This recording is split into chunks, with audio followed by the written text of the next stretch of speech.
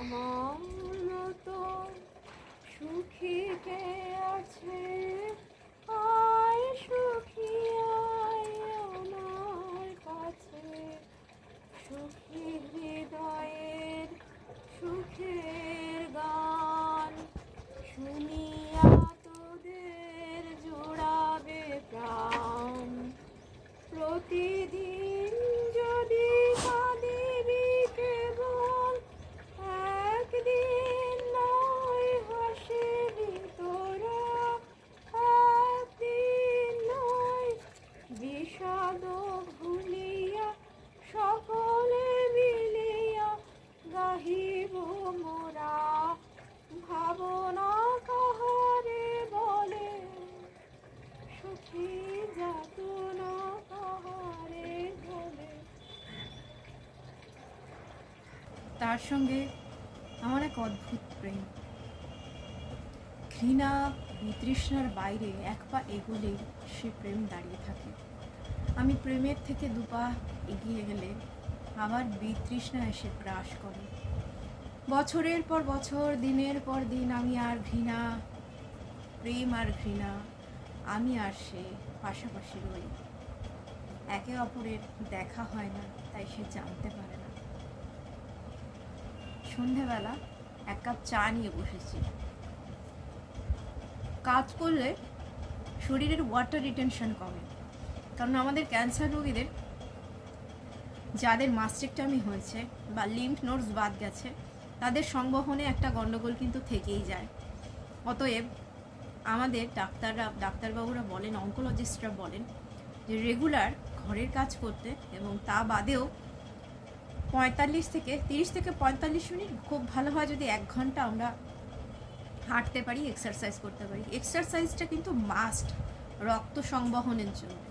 ব্যায়াম আমাদের জন্য প্রতিদিনের জন্য জরুরি, এবং সেই কারণেই শীত আসতেই আমার যেহেতু লো বিপির সমস্যা, কখনো মাঝখানে হাই বিপির সমস্যা হয়েছিল নার্ভের ওষুধকে, লো বিপির সমস্যা বলে প্রচণ্ড ঘামি আমি গরমকালে, সেহেতু ওই ঘরের কাজটুকু করার পর আমার আর এক্সারসাইজ নামমাত্রই হয়ে থাকে। প্রাণায়ামটুকু, হাত পা ঘোরানো, ঘাড় ঘোরানো, এগুলো ছাড়া আর কিছু করতে পারি না। তাই আজকে একেবারে স্ট্রেনাস এক্সারসাইজ করে ফেললাম ঘর গুছিয়ে। কালকে লাগবো আলনাটার পেছনে। আজকে নমস্কার, আমি জীবন নদী। আপনাদের কাছে জীবন নদী ব্লগ নিয়ে রোজ আসি, রোজের মতো আপনারা আমাকে ভালোবাসছেন, এটা আমার কাছে খুব আনন্দের কথা। আপনারা সবাই ভালো থাকুন, ঈশ্বরের কাছে এটাই কামনা করি। আপনারাও আমার মঙ্গল কামনা করবেন, আশীর্বাদ করবেন যেন আমার সংসারটাও ভালো থাকে। আর শুরু হচ্ছে ব্লগ আজকে সন্ধেবেলা থেকে। একটু বদল ঘটাচ্ছি। প্রতিদিন কিছু নিত্য নৈমিত্তিকের বাইরে যদি কিছু না দেখাই, নিত্য নৈমিত্তিকের বাইরে দাঁড়িয়ে আমার প্রেম, নিত্য নৈমিত্তিকের বাইরে দাঁড়িয়ে আমার বিতৃষ্ণা। আমি তাকে চিনি, সে আমাকে চেনে না। সে আমাকে যতটুকু চেনে আমি ঠিক ততটুকু নই, তার বাইরেও অনেক কিছু। এভাবেই শুরু হোক আজকের ব্লগ। ভালো থাকুন সকলে। যারা এখনও সাবস্ক্রাইব করেননি তারা পাশে থাকুন, সাবস্ক্রাইব করুন এবং পাশের বেল আইকনটি ক্লিক করে আমাকে বাধিত করুন। চলুন শুরু করা যাক। আমাদের তাড়াতাড়ি ডিনার হয়ে যায়। আর বাদলা পোকা ঢুকেছে, দেখেছেন? ডিনার হওয়ার জন্য মাইক্রো ওভেনে, আমি একবেলাই রান্না করি, মাইক্রো ওভেনে গরম করে চাপা দিয়ে রাখবো। আজকের মেনু দেখে নিন: মাছের ঝোল, পুঁই শাকের চচ্চড়ি, ছ্যাঁচড়া আর ফুলকপি আলুর ঝোল।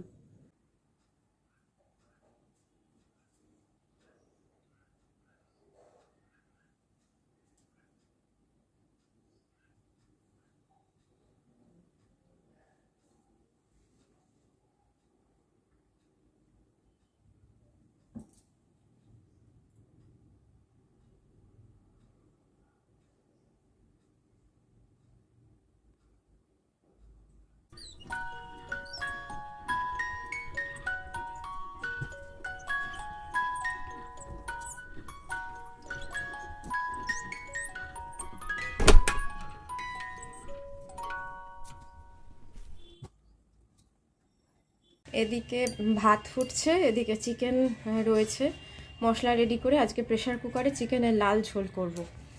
আজকে হচ্ছে 16ই নভেম্বর। আমি আপনাদের সামনে এসে কথা বলছি।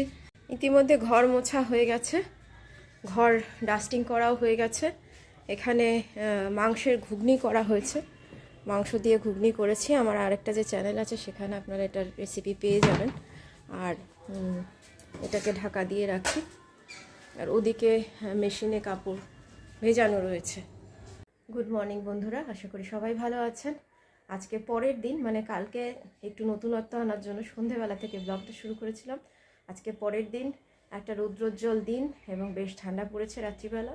দিনের বেলা যথারীতি একটু অতটা ঠান্ডা লাগছে না, তবে পাখাটা চালাতে হচ্ছে। কারণ ওই যে বললাম, কলকাতা সংলগ্ন এলাকা আমি থাকি, মানে আউটস্কার্ট অফ কলকাতা, যেটাকে কলকাতা পিন নাম্বার দেওয়া হলেও ঠিক কলকাতা হয়নি। তো চলুন দেখা যাক।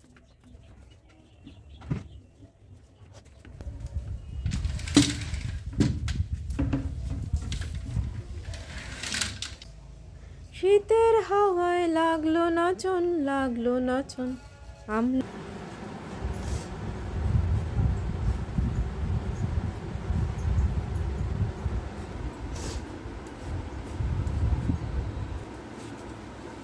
যখন পেঁয়াজ কাটবেন তখন ঘরময় উড়ে বেড়ানো এড়াতে পেঁয়াজটাকে ধুয়ে কাটবেন। দেখুন আমি পেঁয়াজটাকে ধুয়ে কাটছি, খোসাগুলো পড়ছে কিন্তু উঠছে না। এটা একটা ট্রিপস। কালো কালো ছত্রাক থাকে, সেগুলোকে ভালো করে মুছে নেবেন, তারপরে কাটবেন। এদিকে পেঁয়াজটা ধুয়ে নিলে কি হবে, চোখ জ্বালাও করবে না। আজকের ব্লগ এখানেই শেষ করছি। খাওয়া দাওয়া হয়ে গেছে, এখন জামা কাপড় মেলবো মেশিন থেকে বের করে। স্নান, পুজো, রান্না বান্না সমস্ত সেরে এখন বাজে প্রায় 12টা। এই জাস্ট খেয়ে উঠলাম, উঠে ঠাকুরের যে নকুলদানা সেটা খেলাম, আবার এক গ্লাস জল খাবো, খেয়ে জামা কাপড়গুলো মেলবো, তারপর বসবো এডিট করে এক্সপোর্ট করতে বসিয়ে দেবো। কারণ আমার দুটো ব্লগ, দুটো চ্যানেল, একটা ব্লগিং চ্যানেল আর একটা শর্ট চ্যানেল, শর্ট কুকিং দেব। তো এডিট করতে কতটা সময় লাগে, এসইও করতে কতটা সময় লাগে, যারা ব্লগিং করেন, যারা ইউটিউবার, তারা সবাই জানেন।